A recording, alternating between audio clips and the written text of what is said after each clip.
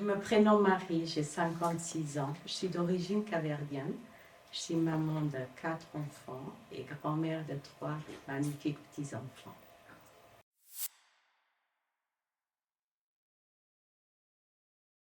En quoi j'étais victime autant qu'épouse et pendant 7 ans. J'étais victime de violences conjugales par mon ex-époux. Ça a duré 4 ans, donc du temps de mariage, du temps de fréquentation et 7 ans du temps de mariage.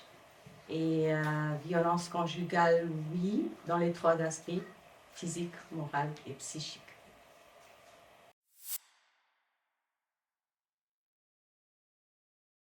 Tout simplement parce qu'avec le temps, j'ai acquis une certaine résilience en ma personne. Et ensuite, mon rêve, c'est d'encourager à en parler pour que cela n'ait plus de répétition dans l'avenir. Et parce que je pense en parler, c'est déjà le premier pas à faire. Ce sera la première bataille à gagner.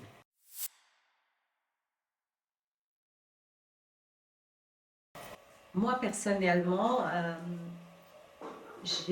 souvent en parlant avec mes sœurs, par exemple, aujourd'hui, ou avec mes filles, et je leur dis, même les hommes avec qui je rencontre, parce que j'ai aucun problème de parler de mon histoire aux hommes que je rencontre. D'une, je les mets en garde, quelque part. D'autres, c'est important de parler de soi. Je veux que ce soit, qu'on parle de la personne, que je parle de la mienne. En moi, on part sur des bonnes bases. Il n'y a pas de surprise. Et alors, cette phrase, ou cette truc que je tiens vraiment à préciser, qui est vraiment véridique, c'est que dans ma vie, j'ai dit au commencement que j'avais 56 ans. J'ai un trou de 7 ans. J'ai un trou qui est resté depuis l'âge, on va dire, avant mariage, parce qu'il y a eu des signes, il y a eu beaucoup de communication, parce qu'on a une relation plutôt platonique, on va dire. Il y a eu beaucoup de communication, donc j'ai appris son histoire, il apprenait les miens, on parlait énormément, on va dire. Ensuite, après le mariage, que les signes ont commencé vraiment à sortir, et c'est là que mon trou a commencé. Depuis le moment où les signes ont commencé à sortir jusqu'au moment où c'est arrêté. Je me souviens d'avoir eu, on va dire, 21 ans. Quand je me mets en arrière, en pensant mes années en arrière, je ne me souviens pas de 24 ans, il y a 26 ans, il y a 23 ans. Je ne me souviens pas de ces années-là. Les seuls trucs que je me souviens, c'est des choses très fortes qui venaient, ou bien quelques flashs des événements malheureux. Autrement, c'est un trou énorme.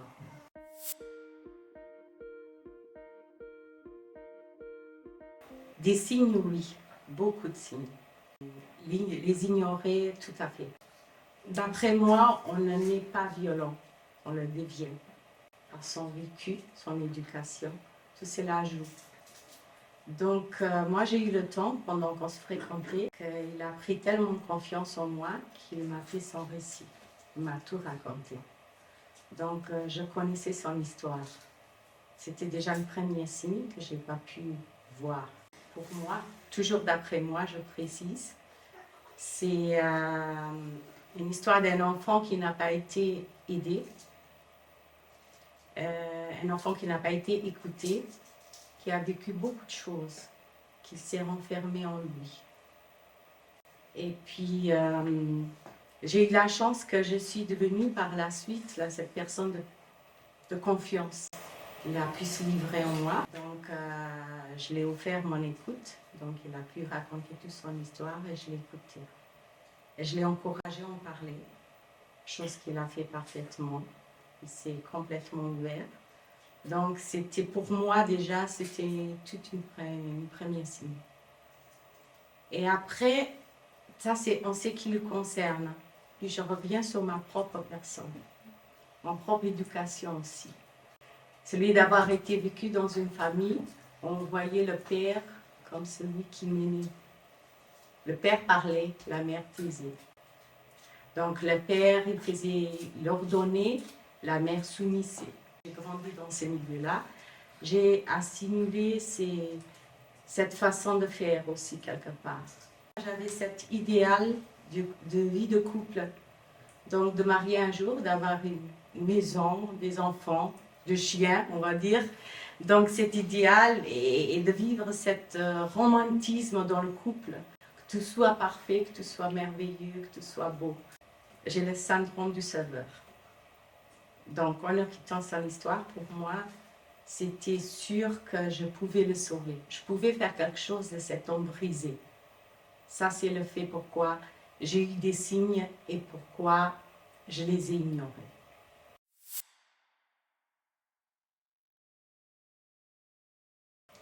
Non, pour plusieurs raisons. Tout d'abord, il faut savoir qu'on vit avec une honte énorme, une culpabilité en soi.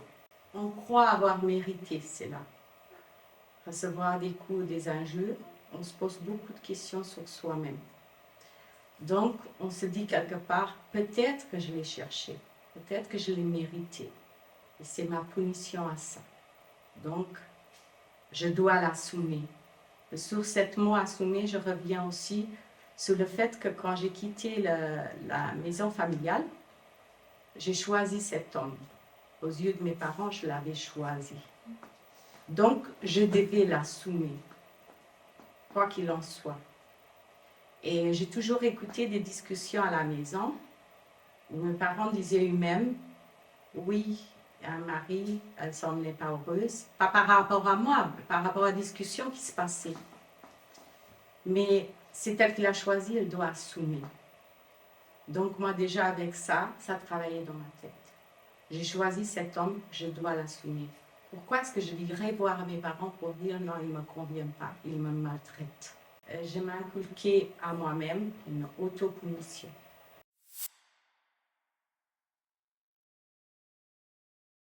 Oui, j'en ai pensé et plusieurs fois je suis revenue sur ma décision.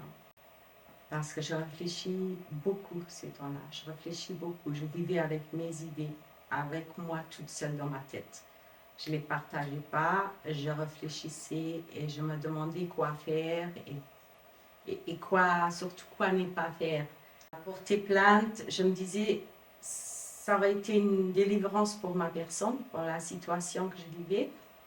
Et si seulement je pouvais trouver les aides que j'en avais besoin. Et puis, d'un autre côté, je me disais, ça pouvait aussi empirer la situation dans le sens que je ne savais jamais jusqu'où il pouvait y aller. Le fait que je porte plainte et qu'il pourrait agir de façon excessive et j'avais aucune idée. Donc, j'étais un peu perdue là-dessus. Donc, je me suis dit, un jour, j'ai toujours vécu avec cette idée, un jour, je m'en irai. J'arrêterai tout ça. Seulement, je ne savais pas comment.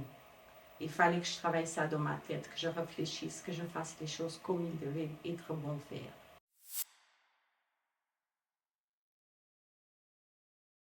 L'instinct maternel. Moi, j'étais arrivée au point où je pouvais tout subir, mais je ne pouvais pas tolérer que mes enfants le subissent. Et ces temps-là, il faut savoir, j'avais 3 filles. Et comme je disais auparavant, je vivais beaucoup avec mes pensées dans ma tête. Je travaillais énormément mes pensées. Et je me disais, si moi j'ai cette vie-ci, quel est l'avenir que j'ai à offrir à mes 3 filles, surtout quand elles seront à l'âge d'adolescent, la plus grande, avec donc un père pareil. Donc, il faut savoir que la violence conjugale vient aussi avec beaucoup d'autres choses. Possessivité, donc énormément de possessivité. Et c'est de là que mon déclic a commencé par rapport à mes enfants, mes 3 filles. Et aussi, comme le fait que j'ai fait le pour et le contre, de savoir si j'avais ce choix à faire de donner à mes filles cette possibilité de vivre la même chose, c'est que je vivais plus tard. Et aussi, je pouvais faire autrement. Aussi, j'ai fait beaucoup le pour et le contre dans ma tête, en sachant ce que je faisais tout le temps en étant avec cet homme. en subissant ce qu'il me faisait subir, si j'étais capable de m'en sortir toute seule, donc sans lui, en fait. Et j'ai fait le pour et le contre, et je me suis dit, en fait, tu fais tout. Tu fais tout et tout subis. Je m'occupais de l'administratif, je m'occupais des enfants, je m'occupais de tout, mais je subissais. C'était le jour où une de mes filles a voulu, avec son jeune âge, parce qu'elle avait à peine 6 ans, a osé venir et mettre entre nous deux.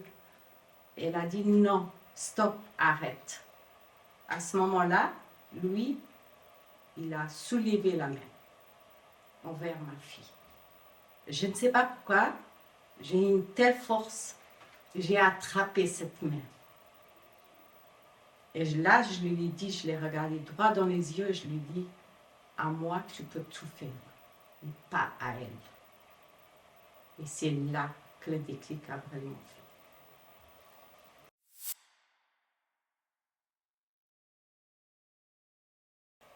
fait. Je vivais dans un milieu où il fallait à tout prix, je me levais le matin et je me dis, qu'est-ce que tu dois faire pour que tout se passe bien aujourd'hui? Qu'est-ce que tu dois surtout pas faire pour que ça déclenche aujourd'hui? Et alors, je me suis inculquée à ma personne ce truc. J'étais devenue un bourreau du travail, on va dire. Donc, il fallait que tout soit fait. La maison nettoyée, les enfants tout bien fait, l'administratif fini. Il fallait aussi que le manger soit prêt à table. Il fallait que je sois parfaite, il fallait que je fasse tout. Et j'ai pris cette habitude-là. Parce que j'avais tellement peur en moi, tellement peur qu'on me reproche, tellement peur qu'on me dise que tu n'as pas fait cela, que ça déclenche quelque chose. Donc, j'ai pris cette habitude que même jusqu'à aujourd'hui, je peux l'assurer, je l'ai gardée. Donc, cette soumission, vous partez de chez vous en tant qu'enfant, vous gardez, et après que vous avez la malchance de rencontrer un homme qui va accentuer cela, vous rentrez dedans. Et c'est à ce moment-là que vous perdez votre propre personnalité. Vous devenez celle qui n'existe pas. Vous n'existez plus. Vous allez faire les choses aux yeux des autres, pour satisfaire les autres, mais vous n'existez plus. Parce qu'il faut à tout prix que vous ayez cette reconnaissance de l'autre. Une autre marque en soi, c'est les relations par rapport aux hommes par après. Énormément difficile, très difficile, parce que quand moi j'ai vécu cette expérience, on va dire c'est là comme ça, et autour de cette expérience, il y avait beaucoup de choses, donc la possessivité d'un homme. Donc, parce que ces temps-là, il faut savoir que je n'avais pas le droit de parler. Je ne pouvais pas ouvrir ma bouche. Parce que c'était tout de suite, tais-toi. On ne t'a pas appelé. Comme un chien. Donc tu la fermes, tu ne dis rien. Tu n'as rien à dire ici. Une femme ne parle pas. Donc je n'avais pas le droit. Au départ, j'essayais de parler. Et qu'est-ce que j'encaissais? On va venir au détail, des coups. Bon, voilà. Et par la suite, j'ai appris à ne plus parler pour me protéger. Donc, je ne dis rien, il n'y a rien qui se passera. Donc, on ne parle plus. Ça, c'est un aspect. On ne parle plus. On ne donne pas l'impression d'avoir pris une décision non plus. Même si c'est toi qui le prends, mais tu dois toujours donner aux yeux des autres l'impression que c'est lui qui l'a pris. Mais toi, tu ne vas pas dire que c'est toi, c'est lui. Toi, tu disparais. Tu es dans l'ombre, et plus tu es dans l'ombre, plus tu disparais. Et plus tu t'inculques toi-même que tu n'existes pas.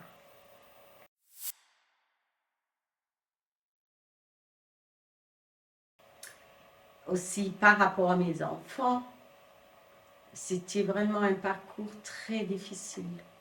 Parce que pendant toutes les années où j'ai vécu ces actes de violence, je peux vous dire que ce n'était pas facile du tout de faire en sorte que mes enfants n'ont rien vu. Mes enfants n'ont rien vu. Parce que moi, mon objectif premier, c'était de les protéger. Je ne veux pas qu'ils voient ce qui se passe ici. Jusqu'aujourd'hui, vous pouvez questionner une de mes filles, elles sont adultes. Il n'y a aucune qui va me dire « je me souviens de telle et telle image ». Jamais. Sauf peut-être la dernière qui a déclenché. Elle peut se souvenir qu'elle s'est interposée, qu'elle a dit à son papa « stop, ne fais pas ça, maman ». Ça, elle peut se souvenir, mais le reste, elle ne se souvient pas du tout. Aucune de mes filles est partie avec cette image de ne pas être protégée. On va dire ma dernière grossesse, c'était la grossesse la lumière divine. Excusez-moi, qui venait plus, mon ventre grandissait et je me parlais tout le temps à ce bébé dans mon ventre. Je parlais tout le temps et je lui dis, t'en fais pas, ça va aller. Toi, tu seras un bébé heureuse. Tu seras un bébé qui va prendre des décisions, un bébé qui parlera, un bébé qui sera heureux. Parce que je vais tout faire que tu seras celle que je veux que tu sois. Et cette grossesse m'a tellement ouvert les yeux quelque part, parce que les autres grossesses que j'ai eues, la première, j'ai essayé de tout faire, c'était mon premier bébé. Je passais mes journées dans une petite chambre dans le noir. Je regardais à travers une minuscule petite fenêtre, parce que j'habitais ces temps-là dans une sorte de grenier aménagé. Et vous savez, ce genre de petite fenêtre qu'il y a dans un grenier. Et je regardais dans la rue. Et de cette fenêtre, je pouvais voir son père qui revenait du travail, qui rentrait dans un café et qui restait toute la soirée. Et moi, j'étais complètement seule. Et ce qui est bizarre, c'est que j'habitais au-dessus de mes parents. Ils étaient en bas. Je pourrais à tout moment descendre et être avec mes parents et me sentir entourée peut-être. Mais je ne l'ai pas fait.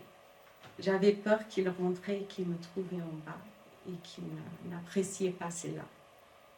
Alors, je restais en haut, devant cette petite fenêtre, et je regardais toute ma soirée. Enfin, je passais ma soirée là, toute seule, dans la solitude, avec toutes mes angoisses, étant une jeune fille qui portait un bébé pour la première fois. Et donc, j'étais angoissée parce que je ne savais pas qu'est-ce qui allait se passer, comment j'allais faire pour accoucher. Comment j'allais peut-être me débrouiller étant jeune maman. J'avais aucune idée de cela. Et j'ai passé ma première grossesse dans cette petite chambre, devant cette fenêtre.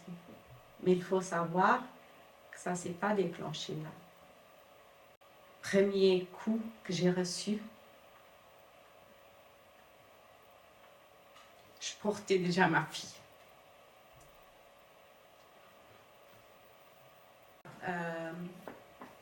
Je ne le pardonnais pas.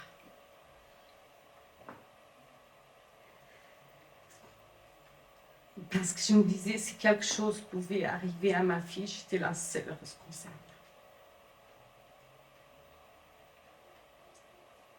Donc ça, c'est parti de là.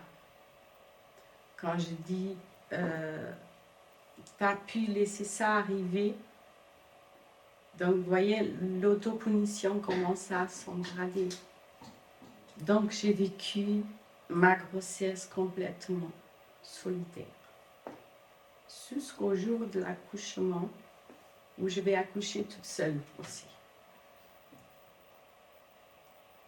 Parce qu'il ne sera pas là. Peut-être parce qu'il n'avait pas envie, mais peut-être parce qu'il ne pouvait pas. Il ne savait pas être là. Il ne pouvait pas être là. Il le vivait à sa façon à lui, mais il ne voyait pas le mal que ça pouvait faire. Donc, ma première grossesse, je l'ai vécue comme ça. Après, ça a enchaîné. Je vais dire, faites grandir mon bébé ou d'être avec mon bébé de cette façon, toujours en solitaire, quelque part. Même le peu moment que je pouvais être entourée de ma famille, c'était un moment où je faisais un effort énorme de montrer cette gaieté en moi, être heureuse et tout. J'allais chercher ces petits moments quand j'étais avec mon bébé toute seule, où je lui parlais, où j'essayais un peu d'être cette mère modèle, on va dire. Mais il y avait beaucoup de choses enfourées en moi que jusqu'à aujourd'hui, je ne pardonne pas certaines choses. Parce que quand je vois ma fille, ça reflète ces temps-là. Le malheur que j'ai vécu avec mon premier bébé, je l'ai transmis à ma fille quelque part. Quand je voyais que ce n'était pas un bébé qui sourit, même autant, je vais dire, tant qu'enfant, dans le temps d'innocence, ça allait, mais autant qu'adulte, ça devient un peu plus difficile. Et en plus, ce qui est dommage, c'est que ce même bébé va devoir vivre beaucoup de choses par après, parce qu'il va avoir la séparation, comme je vous disais, pendant le temps où j'ai vécu ces actes violents, mes enfants, je l'ai fait en sorte de les protéger, je ne les laissé rien voir, mais c'est ce même bébé qu'un jour va dire à son père, stop, tu fais plus ça, maman. Et c'est ce même bébé qu'un jour va faire ces déclics dans ma tête, qui va dire, stop, ça s'arrête là. Alors, je vais enchaîner. Mon deuxième grossesse, ça ne s'est pas passé mieux, mais déjà, ça m'a marqué, ma première grossesse. Je voulais mieux faire. Donc, j'ai tout fait pour que ce soit un peu mieux, on va dire.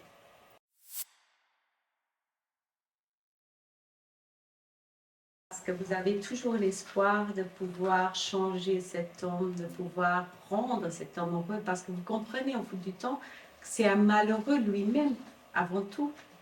Il a quelque chose, maladie, il faut dire. Il a mal dit, et lui, il a le mal de vivre. Donc vous, avec vos syndromes de sauveur, c'était mon cas, vous dites, je peux faire quelque chose, je peux réussir à changer cet homme, je peux le sauver, et du coup, tout ira bien. Mais en fait, non. Non, vous ne pouvez pas sauver quelqu'un comme ça, surtout quelqu'un qui a toujours vécu comme ça. C'était un enfant qu'ils ont détruit, étant petit garçon, ils l'ont détruit étant enfant. Donc, c'était pas moi qui arrivais comme ça, puis dans sa vie, qui allait pouvoir le sauver, ça, c'était pas possible. Mais moi, je gardais ça dans ma tête. Voilà pourquoi je restais. Et après, ça s'est enchaîné. Un mariage, un enfant, 2 enfants, 3 enfants. Vous vivez toujours avec cet idéal. La famille. Je veux être heureuse. Je veux avoir une maison, je veux avoir des enfants, je veux avoir des chiens, je veux avoir une vie, je veux être heureuse. Je peux le faire.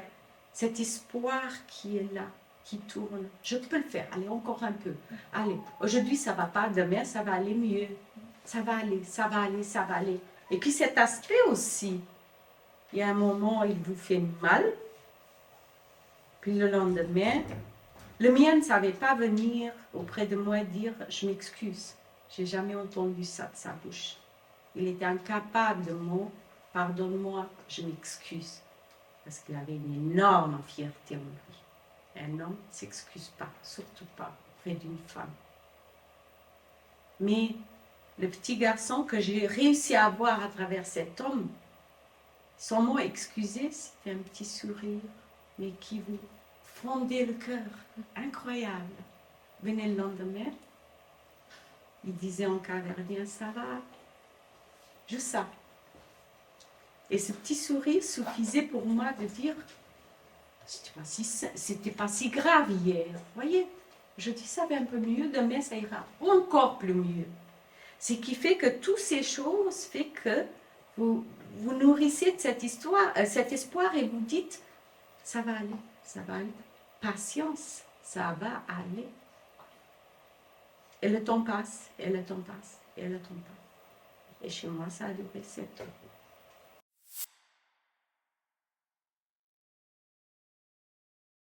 Comment est-ce que je me suis reconstruite? Je ne me suis pas tout à fait reconstruite pour dire la vérité. Comment est-ce que je suis dans la voie de reconstruction, on va dire? Parce que il faut énormément du temps.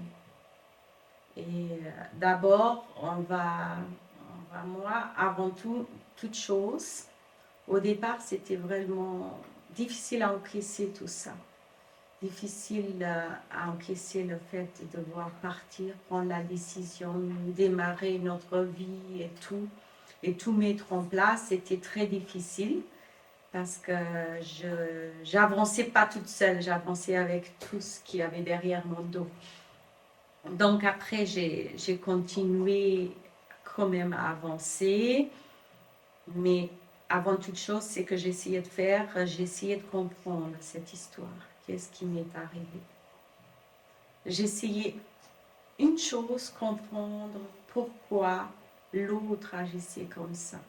Ça, j'essayais de comprendre une chose. La deuxième chose, pourquoi moi, j'acceptais cela. Donc, en tout, j'essayais de comprendre l'histoire en sorte.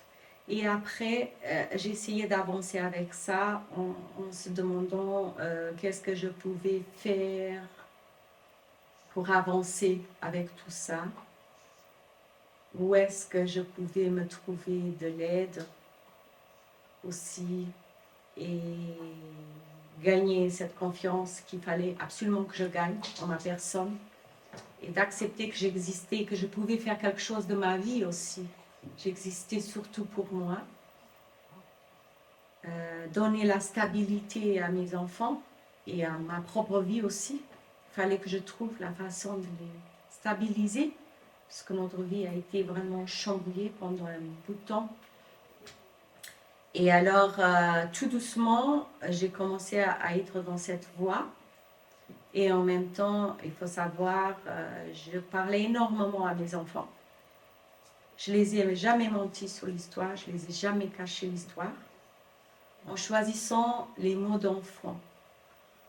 Donc, j'ai adapté mon histoire selon leurs âges. Quand ils étaient tout petits, peut-être, je racontais mon histoire sans les faire savoir que c'était mon histoire. Mais en forme de jeu, et tout en étant les faire comprendre aussi que la violence n'est pas acceptable dans un foyer. Donc j'ai commencé comme ça, si vous voulez, par rapport à mes enfants. Et j'ai grandissé au fur et à mesure qu'ils grandissaient, jusqu'à l'âge adulte aujourd'hui, que je peux mettre des mots, des vrais mots à mon histoire et que je peux leur raconter, leur parler comme je vous parle maintenant. Ça, c'était un point à faire. Et on sait qu'il me rapporte à moi, c'était de comprendre, comme j'ai dit tout à l'heure, cette histoire, comprendre le fait pourquoi j'ai accepté tout ça et pourquoi l'autre était comme ça avec moi. Et quand j'ai cru comprendre l'histoire, j'ai cru comprendre parce que je peux me tromper. Et aujourd'hui, je ne suis pas au point de dire que je l'excuse pour ce qu'il a fait. C'est inexcusable, cet acte. Mais je suis arrivée au point de dire, je pardonne. Je pardonne ce qu'il a fait. Parce que c'est le fait que j'ai compris pourquoi il a fait ça. J'ai compris ce mal qui vivait en lui et la façon qu'il a trouvé comment exprimer ses mal parce qu'il n'a pas eu cette aide qu'il avait besoin au moment voulu. Donc, ça c'est une chose, le fait de comprendre pourquoi l'autre agit ainsi et le fait de comprendre pourquoi toi, tu acceptes cela, c'est aussi un travail qui me rapporte à moi, qui était au fond de moi, qui n'a rien à voir avec lui. Hein. Et puis, avec tout ça, que j'ai pu dire, ok, maintenant j'ai compris les choses, Maintenant, j'ai compris énormément de choses, qu'à travers tout ça, je peux me reconstruire. Je peux donner un nom à ma personne, je suis un être, je peux accepter tel que je suis, personne, femme, maman, et dire que je suis capable de ça, et dire que je peux me débrouiller. Et avec tout ça, on essaye d'avancer petit à petit. J'ai eu recours à certains professionnels où je suis allée les voir. Et je me souviens qu'il y a un qui m'a dit un jour, Madame, mais j'ai l'impression que vos thérapies, vous le faites vous-même. Parce que j'arrivais là, elle me disait, où est-ce qu'on est resté? Moi, j'enchaînais, je parlais. En même temps, au fur et à mesure que je parlais, et je disais qu'est-ce que je ressentais et qu'est-ce que je pensais sans qu'elle me pose aucune question. Puis il me regardait et me dit, vous faites votre thérapie vous-même. Je dis, je suis contente de pouvoir le faire moi-même. Ça veut dire que je comprends beaucoup de choses, donc je pourrais mieux avancer que d'attendre que vous m'apportez les réponses. Donc, je suis allée voir des gens et j'ai changé même plusieurs personnes parce que trouver la personne que vous avez l'impression qui vous écoute vraiment, c'est très difficile parce que parfois, il y en a qui ne vous donnent pas envie de continuer, ça peut arriver. Mais le plus gros travail, je crois que je l'ai fait toute seule. Je vais vous expliquer pourquoi. Parce que moi, je ne partageais pas beaucoup mon histoire. Ces temps-là, comme j'ai dit, je vivais tout seul dans la solitude. Mais il y a quelque chose qui m'a énormément aidée, c'est le fait que j'ai l'amour de l'écriture en moi. J'ai toujours écrit ce que je ressentais dans une feuille. J'ai des vieux feuilles chez moi qu'aujourd'hui je lis et je me reflète dans la même situation, exactement la même situation, et je ressens exactement la même émotion que j'ai sentie dans le moment. Mais je le ressens, mais je la gère. Je sais, j'ai appris à gérer cette émotion. Ce qui fait qu'aujourd'hui, je vous parle, visage découvert, et que je peux le faire parce que j'ai appris à gérer ces genres des émotions. Et je suis toujours en train d'apprendre à le faire, mieux le faire. Et je vais arriver. Donc, j'ai eu d'aide de ce côté-là. Par rapport à l'écriture aussi, ça m'a énormément aidé. Quand on ne peut pas, on n'a personne à qui parler. Quand on n'arrive pas à parler à quelqu'un, pourquoi pas parler à une feuille de papier? Vous allez tout déposer. Il ne vous dira jamais stop, je ne veux plus. Non, il reprend. Vous déposez tout, vous écrivez tout, vous écrivez tout. C'est une façon de se délivrer incroyable. Vous vous videz en fait. Le mal, vous le posez sur une feuille. Et c'est vraiment intéressant de mieux le travailler, de le lire le lendemain avec l'esprit plus reposé. Ça aide énormément. Donc ça, c'est aussi une façon pour moi, pourquoi ça m'a aidé à s'en sortir, à construire l'écriture. Plus tard, quand j'ai eu la possibilité, le sport. Aujourd'hui, Dieu merci, je peux le parler au monde entier.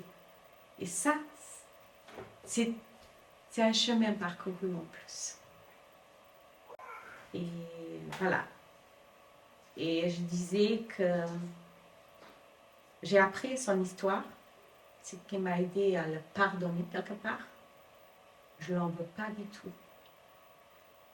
Pas du tout dans le sens que j'ai une haine contre lui. Aujourd'hui, il n'est plus là. Il pouvait être à côté de moi. J'aurais répété la même chose. J'ai aucune haine. J'ai peut-être une certaine rage contre ma propre personne. D'avoir accepté que je rentre là-dedans et de rester aussi longtemps. Mais pas envers lui parce que j'ai compris son histoire. Et puis, mes enfants. Je n'ai pas donné cette image violente, de papa violent. Je n'ai pas fait en sorte que mes filles détestent leur père. Non. Aujourd'hui, c'est resté une idole dans leur tête, jusqu'à aujourd'hui. Même s'ils connaissent l'histoire, je dis même que si mes filles connaissent l'histoire de leur papa, l'histoire de nous, et qu'est-ce qui s'était passé, mais j'ai réussi à intégrer le même pardon que j'ai donné, mes filles le donnent, parce qu'ils ont compris que c'était maladif. C'était pas un bébé violent qui est devenu un homme violent. C'était un enfant qu'on a détruit, qui n'a pas su devenir un homme, qui n'a pas su devenir un mari, qui a eu du mal à devenir un père.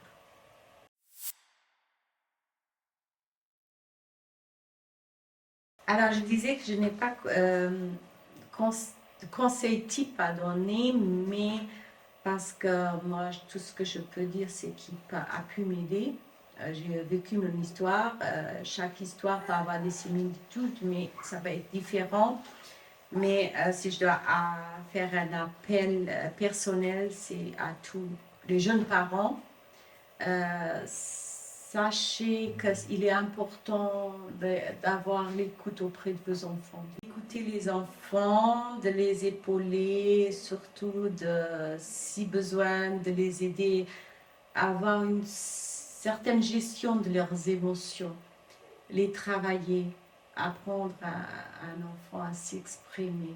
C'est très, très important. Parce que pour moi, c'est ça qui fera les non-violents peut-être de nos journées de demain. C'est avant tout pour commencer par là.